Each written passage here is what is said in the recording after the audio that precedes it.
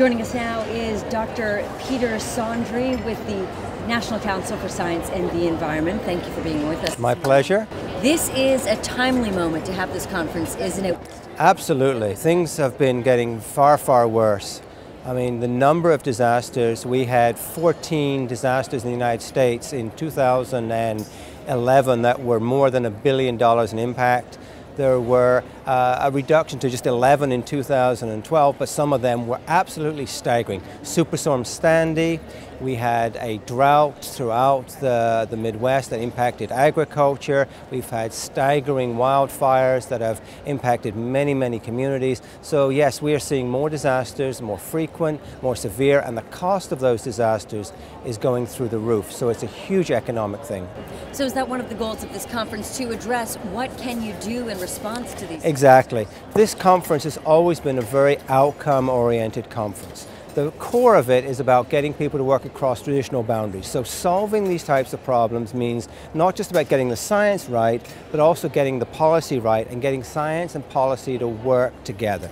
I was about to ask you, are we at some kind of crossroads? And you may have just described it. It really is. So the goal here is we'll have physical scientists, we'll have biological scientists, we'll have social scientists, we'll have engineers, we'll also have practitioners, we'll have policymakers from the international level down to the local level, and we try to get them to talk together and develop solutions together. Because if they don't make scientific sense, they're not going to be long lasting. But if they don't make political and economic sense, they won't be implemented. I'm glad you brought up the political issue, because it sounds like everyone would be in agreement on how to tackle these issues. Yes. Not necessarily the case. Can you touch on some of the political hot button issues you did? Well, right now we're in a very politically divisive situation. That's the way it is. However, when it comes to a disaster, there are no Democrats, there are no Republicans, we're all Americans together. And so we've seen some of the response to what happened in Superstorm Sandy.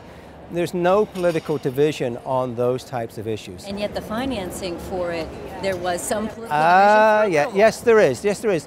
However, when it comes to getting through it, those parties will come together. And when it comes to actually implementing solutions, that's happening at a local, at a regional level. And those communities that are being impacted economically and also having the loss of life, they're very motivated to address these issues. So along the Gulf Coast, they're preparing for the next hurricane, they're preparing for the next oil spill.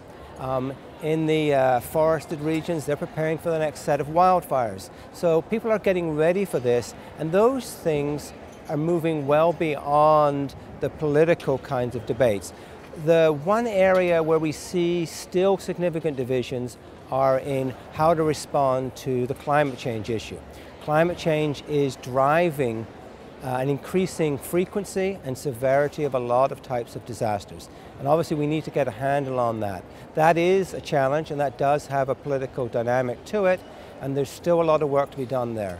Our goal is to make sure that people at a grassroots level, at a leadership level below Congress, understand and support certain types of solutions, okay? That engage in the science and see how that science engages to action. Once they get to it, they will help shape Congress and what Congress does. There's no your members. When you say they, who are the? They are state and local government, they are scientists, they are emergency practitioners, they are the people in all walks of life in this country that really get things done.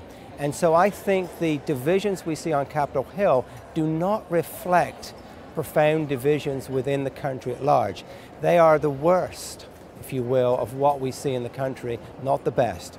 And if we can work with the country to get them to be forward thinking, to understand the science, to understand solutions, then Congress will follow. All right, so what are the bullet points for NCSC this year in 2013? We've got a lot of really big things. So we're going to do a lot of follow-on from this conference. We are launching an International Council on Science and the Environment, which is going to be a huge initiative on a global scale going forward. We have a lot of work we're doing with universities and colleges and community colleges throughout the country. We are advancing online education. We are advancing all sorts of different initiatives that connect science to decision making at different levels. And so we've got a very full agenda for the year, and we're hoping to have a lot of impact. Whatever happens on Capitol Hill, we're going to be moving forward and doing some great things. Dr. Peter Saundry, NCSC Executive Director, thank you very much. My pleasure. Thank you.